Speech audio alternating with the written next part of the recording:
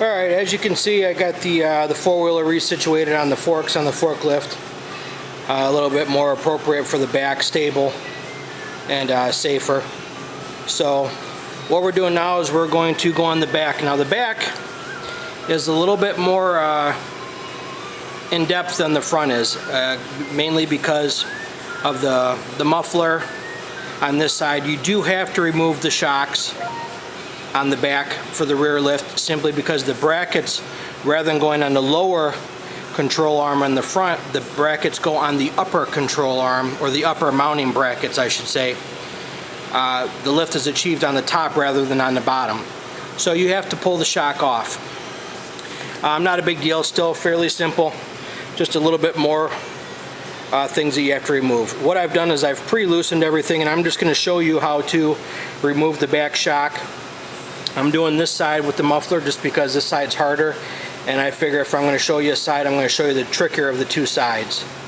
So what you have to deal with is, obviously you're going to have the back tire, rim and tire are going to be off. You have your upper shock bolt, nut and bolt, which are right here. And these are not 14 by 14, these are actually going to be a 14 millimeter nut by a 12 millimeter head bolt. So you're going to need a 12 and a 14 millimeter wrench or socket, whatever you choose to use.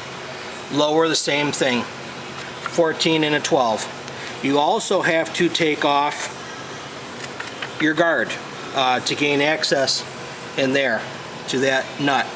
So this is achieved by taking off, there's three 10 millimeter bolts, one here, one right there, and then one on the front. These are all pre-loosened, so I'm going to go ahead and pull this off just to show you. Real fast, it's real simple and straightforward. Got your two there,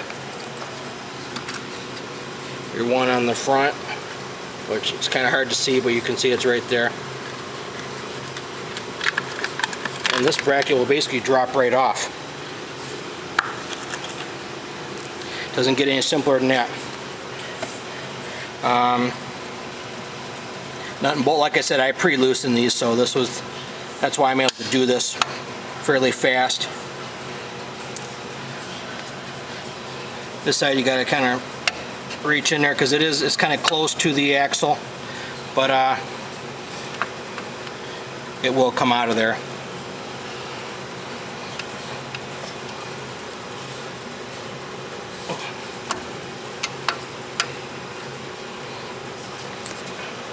It's hard to do this with the camera, but we'll come back to that in a second. Nut and bolt on the top.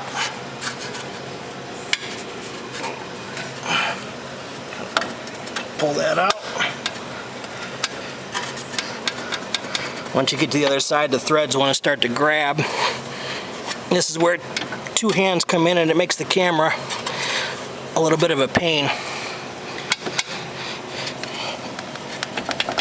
Let me put this camera down for a second and get these bolts out.